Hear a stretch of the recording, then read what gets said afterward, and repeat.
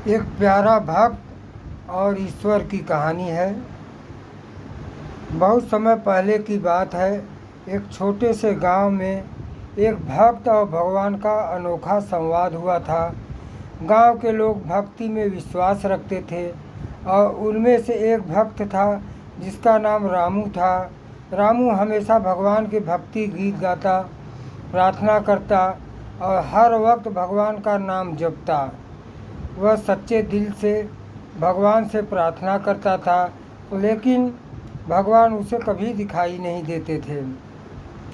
रामू भगवान से बहुत प्यार करता था, लेकिन उसे लगता था कि भगवान कभी उसकी प्रार्थनाओं का उत्तर नहीं देते।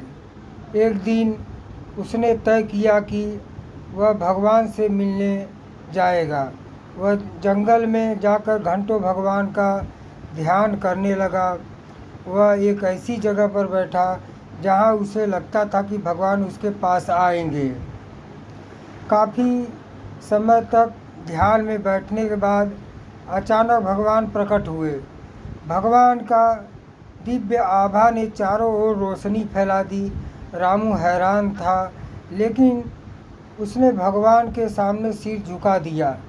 भगवान ने मुस्कुराते हुए रामू से पूछा, क्यों परेशान हो मेरे भक्त? तुमने मुझे पुकारा, लेकिन मैं हमेशा तुम्हारे पास ही था। रामू भगवान की बातों को सुनकर और भी चकित हो गया। उसने कहा, हे भगवान, हे ईश्वर, मैंने आपको सच्चे दिल से पुकारा, फिर आप मेरे पास क्यों नहीं आए? भगवान ने उत्तर दिया, तुमने मुझे हमेशा पुकारा, लेकिन तुमने कभी यह नहीं सोचा कि मैं तुम्हारे भीतर ही हूँ। तुम बाहरी दुनिया में मुझे ढूंढते रहे, जबकि मैं तुम्हारे दिल में हमेशा से मौजूद था। भक्ति का असली अर्थ यह नहीं है कि तुम मुझे केवल बाहर ढूंढो, बल्कि यह है कि तुम अपने भीतर की गहराई में मुझे महसूस करो। रामू भगवान के शब्दों को सुनकर गहरे विचार में पड़ गया। उसने महसूस किया कि भगवान के साथ वास्तविक संबंध केवल बाहरी पूजा या प्रार्थना से नहीं बनते, बल्कि आत्मा की शुद्धता और सच्चे प्रेम से बनते हैं। भगवान ने मुस्कुराते हुए रामू से कहा, अब तुम समझ गए हो, तुम्हारी भक्ति सच्ची है, लेकिन अब तुम्हें मुझे हर पल अपने अंदर महसूस करना होगा। रामू को एहसास हुआ कि भगवान केवल एक छवि नहीं, बल्कि उसकी आत्मा का एक हिस्सा है।